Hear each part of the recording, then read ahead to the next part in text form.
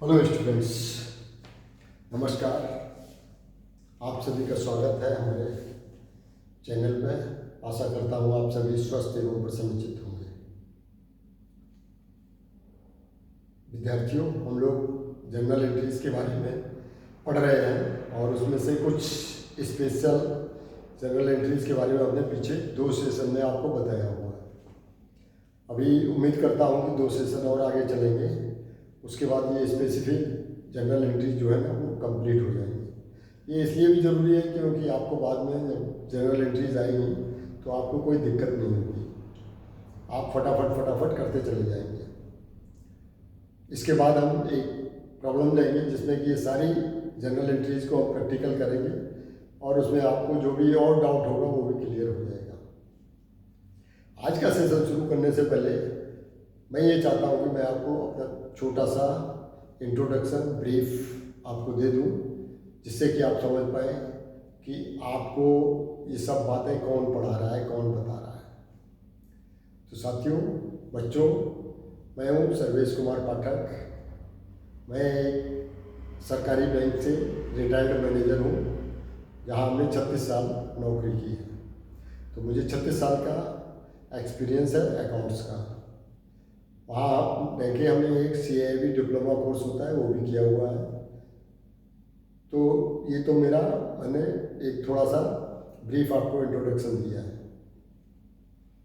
आगे एक मैं बात बताना चाह रहा हूँ कि इस चैनल को शुरू करने का मेरा ऑब्जेक्टिव क्या है, मेरा मोटो क्या है, कि मैं क्यों इसको शुरू किया है। जैसा कि सभी लोग आप जान रहे होंगे कि सभी का एक ही मोटो होता है कि पैसा पैदा करना है, लेकिन अब इस स्टेज पे आके मेरा वो मोटो बिल्कुल भी नहीं है। और मैं ये कोशिश करूँगा कि ये मेरा मोटो आगे भी जा रहा है। मेरा मेन ऑब्जेक्ट जो है वो अब ये है कि जो हमारे बच्चे इस तरीके के हैं जो कोचिंग का वहन नहीं कर पाते हैं, कहीं अच्छी जगह पढ़ने नहीं जा पाते हैं, गांव रूरल सुदूर क्षेत्र में बसे हुए हैं, तो मैं उनकी मदद कर पाऊँ, ऐसा मेरा एक ऑब्जेक्ट है। तो उसी पर मैं काम कर रहा हूँ और मुझे ऐसा ही नहीं, पूर्ण विश्वास है कि मैं इसमें सफल हो जाऊँगा। मेरी केवल इतनी सी एक्सपेक्टेंसी है कि मैं अगर 10 बच्चों को भी उनके जीवन क्षेत्र में, उनकी जीवन की यात्रा में अगर मैं गाइड कर पाऊँगा, अगर उनकी इस तरीके से मैं मदद कर पाऊँगा कि वो अपने जीवन में आगे बढ़ पाएँ, तो मैं समझ लूँगा कि मेरा काम पूरा हो गया। तो इस स्टेज पे आके अच्छा मुझे जो है ना बैंक से पेंशन मिल रही है, तो ऐसा कोई मेरा उद्देश्य नहीं है कि मैं इसमें पैसा पैदा करूँ। दाल रोटी के लिए पेंशन का इंतजाम है, तो वो कोई ऐसी टेंशन वाली बात नहीं। तो नंबर 1 बात तो ये है, मेरा ऑब्जेक्ट ये है। दूसरा ऑब्जेक्ट मेरा आप लोगों से है कि आप लोग इस काबिल बन जाएं कि आप अपनी ज़िंदगी तो सुचारू रूप से आगे चला ही लें, साथ ही आपको जिसको आपकी ज़रूरत पड़े आप उसके काम भी आ सकें। तो वो मेरा एक ऑब्जेक्ट है कि मैं आपका ऐसा चरित्र निर्माण कर पाऊँ कि आप लेने वाले ना बने, आप देने वाले बने। आप किसी की मदद करें, आप मदद लेने, ऐसा आपको बनना चाहिए। तो ऐसा बनने से हमारे राष्ट्र में, हमारे देश में विकास हो रहा है और आगे भी और होता चलेगा।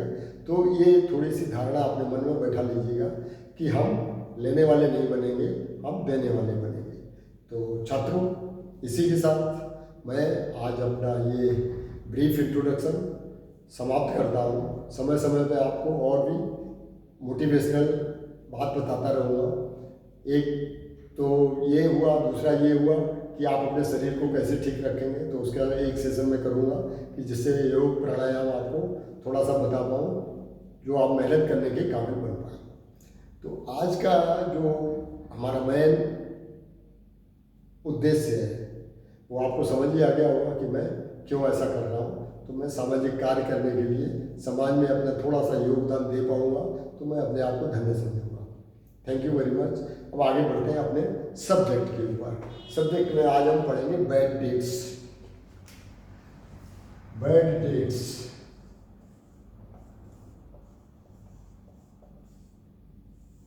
विद्यार्थियों, बैड डेट्स का मतलब क्या होता है? सबसे पहले हिंदी में समझ लेते हैं। अशोध्य ऋण,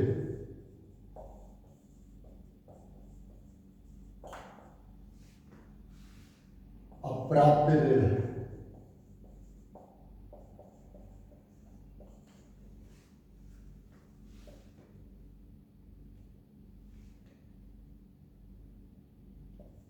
आप हिंदी में ऐसे समझिए, पैसा नहीं मिलेगा।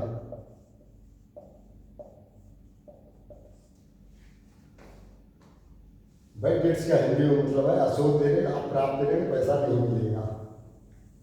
हमने किसी को उधार दिया हुआ है, माल दिया, पैसा दिया, कुछ भी दिया है, और हमें अब ये लगने लगा है एक टाइम आने के बाद कि भाई अब ये पैसा हमको मिलने वाला नहीं है। मैंने बार बार उसको परसू किया कि भाई पैसा दे दो, पैसा दे दो, लेकिन वो दे नहीं रहा। तो अब ये एक स्थिति आ जाएगी कि हमें अपनी बुक्स में एंट्री करनी पड़ेगी कि भाई अब नहीं पैसा दे रहा है, तो हम इसको अपने खर्चे में डालें और इसको ख़त्म करें, क्योंकि वो फालतू बना रहेगा मेरी बुक्स में और उसका कोई काम नहीं होगा। तो अब इसकी एंट्री हम कैसे करेंगे? जब हम रिकग्नाइज कर लेंगे कि हाँ भाई बैड डेट्स हो गया, अब ये पैसा हमको मिलने वाला नहीं है, तो उसके ऊपर हम क्या काम करेंगे अपनी किताबों में, ये आज हम जानेंगे। हिंदी में आपने समझ लिया कि बैड डेट्स क्या होता है। अब आपको मैं एक प्रॉब्लम बताता हूँ। रामकिशन एंड कंपनी है,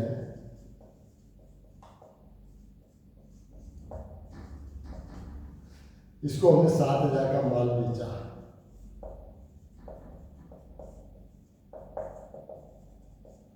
इसमें 2,000 रुपये नकद दे दिए, 2,000 रुपये का नकद दे दिया और 5,000 रुपये उधार कर दिए। ये आपके सामने प्रॉब्लम आ गई कि रामकिशन एंड कंपनी है, जिसको हमने अपना माल बेचा, 2,000 रुपये का नकद दे दिया, 5,000 रुपये उसने उधार कर दिए। अब इसकी एंट्री जब हम ये ट्रांजेक्शन होगा तो हम क्या एंट्री करेंगे? सबसे पहले आपको फिर एक बार रिवीजन करवा दूंगा अकाउंट्स के बारे में। इसमें हमारा जब उधार का है तो एक रामकिशन दिया जाएगा,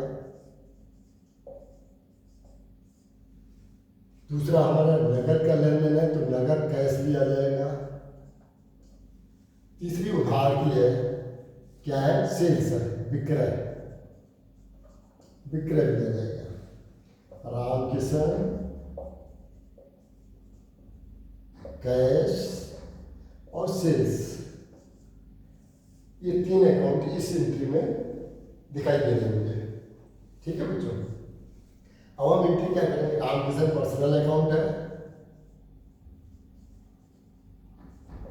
पर्सनल अकाउंट है, इसको माल मिला है, ये रिसीवर है,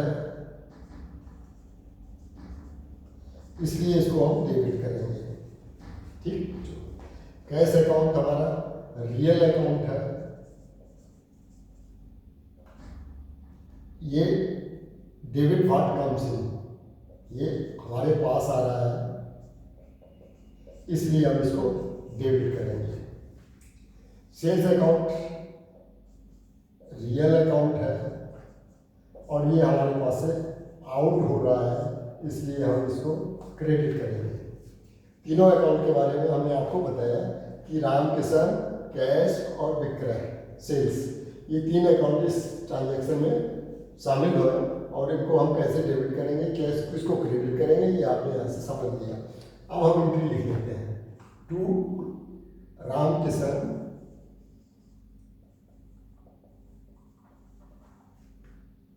डेबिट, कैश आ गया, cash account, debit to sales account. Ramkishan को डेबिट किया, 5,000 से उधार लिया इन्होंने, 5,000 से कैश हमारे पास आ गया 2,000 का, सेल्स हो गई हमारी 7,000 की। इन सेल्स मेड, ये हमने ट्रांजेक्शन कर दिया। ठीक है ना बच्चों, ये हमारी पहली एंट्री आ गई कि हमने माल उधार बेचा, कोई गलती नहीं करी, हमने माल उधार बेच दिया और 2,000 रुपये नकद ले लिए और 5,000 रुपये का उधार माल चला गया। अब प्रॉब्लम आती है इस 5,000 रुपये की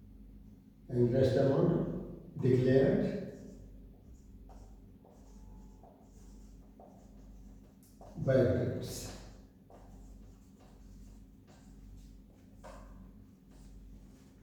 ठीक बच्चों, हमें 2,000 रुपये मिल गए और 3,000 रुपये हमने बैड डेट में कर दिया और 5,000 रुपये के हमने एंट्री कर दी। ये उस केस में भी ये एंट्री होगी अगर मान लो रामकिशन एंड कंपनी को दिवालिया घोषित किया जाता है। रामकिशन एंड कंपनी को दिवालिया घोषित किया जाता है और जब दिवालिया घोषित किया जाता है कोई किसी को, तो वहाँ एक ऑफिशियल रिसीवर अपॉइंट कर दिया जाता है। सरकार की तरफ से होता है ऑफिशियल रिसीवर। वो ऑफिशियल रिसीवर उसकी सारी संपत्ति को वैल्यूएशन करता है और जितने भी डेटर हैं उनको एक सर्टेन अमाउंट बता देता है कि इतना इतना पैसा हम देंगे। मान लो इसमें इन्होंने कह दिया हम 1 रुपये में 25% देंगे, 1 रुपये में 25 पैसे दे दें। ऑफिशियल रिसीवर ने कहा हम 1 रुपये में 25 पैसे दे देंगे, तो 25 पैसे के हिसाब से 5,000 में डिक्लेयर कर दिया जाएगा, मतलब 1,250 रुपये। 1,250 रुपये वो मिल जाएगा। बाद बाकी पैसा ये 1,250 यहाँ आ जाएगा, बाकी 3,750 यहाँ आ जाएगा और 5,000 की ये एंट्री हो जाएगी। एंट्री यही रहेगी, cash account debit, bad debts account debit to Ramkishan and company. बस आपकी लैंग्वेज जो बात ट्रांजेक्शन की होगी वो ये होगी कि रामकिशन एंड कंपनी दिवालिया घोषित की गई और ऑफिशियल रिसीवर ने 1 रुपये में 25 पैसे देने के लिए सहमति दी। यह 1 रुपये में 25 पैसे मिले, तो एंट्री आपकी ये हो जाएगी उसमें। बस थोड़ा हेरफेर हो जाएगा कि चाहे ये सहमति दे चाहे ऑफिशियल रिसीवर से मिले, बात एक ही है आपके पास। तो बच्चों ये तो हो गया आपका बैड डेट्स का दोनों एंट्री आपको हमने बताई कि किस तरीके से बैड डेट क्या है और उसकी एंट्री कैसे करेंगे। अब तीसरी स्थिति एक आती है कि बैड डेट्स तो हमने कर दिया इस साल में, लेकिन अब क्या होगा कि नेक्स्ट ईयर में हमें पता चला कि वो कुछ पैसा देने वाला है। नेक्स्ट ईयर में कुछ पैसा इसमें बैड डेट में आएगा। 3,000 हमने डिक्लेयर कर दिया था बैड डेट, अब इसमें से कुछ पैसा हमारे पास आता है।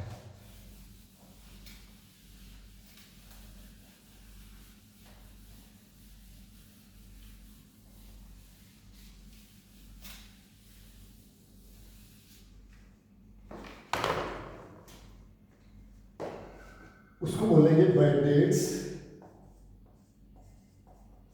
Recovery account.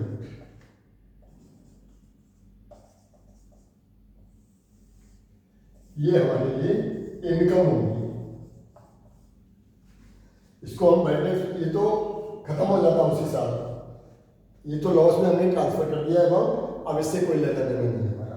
अब अगर रिकवर पैसा होता है, अब अगर पैसा रिकवर होता है तो उसको हम बैड डेट से रिकवरी अकाउंट, जो कि एक इनकम अकाउंट माना जाएगा बैलेंस शीट के हिसाब से, वो नया खोलेंगे, उसमें हम रिकवरी करेंगे।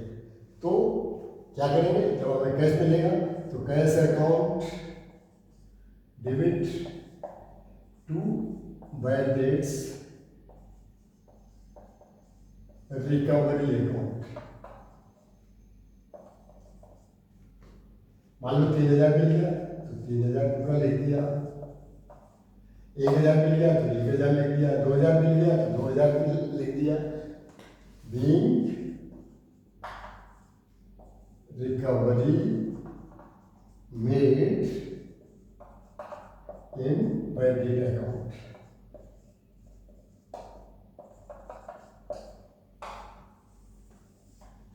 अगर हमारे पास रिकवरी आ जाती है चाहे जिस अमाउंट की है, और इसमें इनकम ये हमारा इनकम का है, इसलिए इसको हमने क्रेडिट किया हुआ है।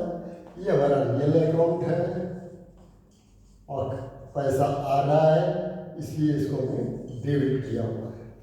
दोनों अकाउंट्स की एक्सप्लेनेशन हो गया। Cash account recovery account real account है, ये हमारे पास आ रहा है इसलिए डेबिट है। Bad debts recovery account income है, इसलिए ये क्रेडिट किया जाता है। तो ये दो चीज़ें थी आज आपको कि बैड डेट्स क्या है और बैड डेट से रिकवरी क्या है। दोनों चीज़ें मुझे उम्मीद है कि आपको समझ आई होंगी। आगे नेक्स्ट सेशन में हम आउटस्टैंडिंग, प्रीपेड, एक्रूड इनकम, इनके बारे में बात करेंगे। तो तब तक के लिए आप मस्त रहिए और इसको पढ़ते रहिए। नमस्कार, have a nice day, thank you very much.